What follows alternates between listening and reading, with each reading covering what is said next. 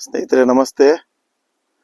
ನಾನಿವತ್ತು ನಿಮ್ಮ ಮುಂದೆ ಈ ಕಷ್ಟದಲ್ಲಿದ್ದವರಿಗೆ ಸಹಾಯ ಮಾಡೋದ್ರ ಬಗ್ಗೆ ಮಾತಾಡಲಿಕ್ಕೆ ಇಷ್ಟಪಡ್ತೇನೆ. ಇತ್ತೀಚಿನ ದಿನಗಳಲ್ಲಿ ಬಹಳಷ್ಟು ಜನ ಕಷ್ಟದಲ್ಲಿದ್ದಾಗ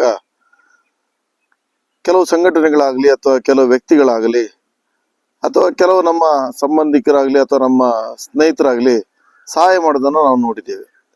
ಆದರೆ ಸಹಾಯ ಮಾಡೋದು ಒಳ್ಳೆಯ ಕೆಲಸ ಮತ್ತು ಅದು ಒಳ್ಳೆಯ ಗುಣ ಕೂಡ.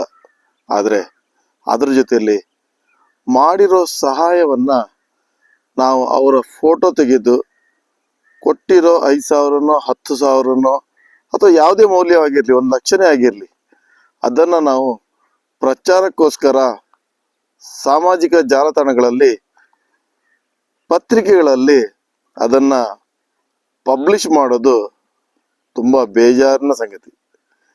ದಯವಿಟ್ಟು ಅವ್ರ ಕಷ್ಟದಲ್ಲಿರ್ತಾರೆ, ತಿಳ್ಕೊಳ್ಳಿ ಅವ್ರ ಕಷ್ಟವನ್ನು, ಸಹಾಯ ಮಾಡಿ. ಆದರೆ ಅದರ ಜೊತೆಲಿ ನಾವು ಕೊಟ್ಟ ಹಣಕ್ಕೆ ನಾವು ಪ್ರಚಾರ ಪಡ್ಕೊಳ್ಳೋದು ಎಷ್ಟು ಸರಿ?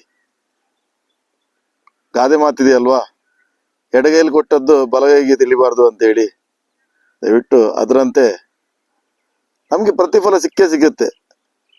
ಪ್ರಚಾರ ಅಂತೂ ಬೇಡವೇ ಬೇಡ.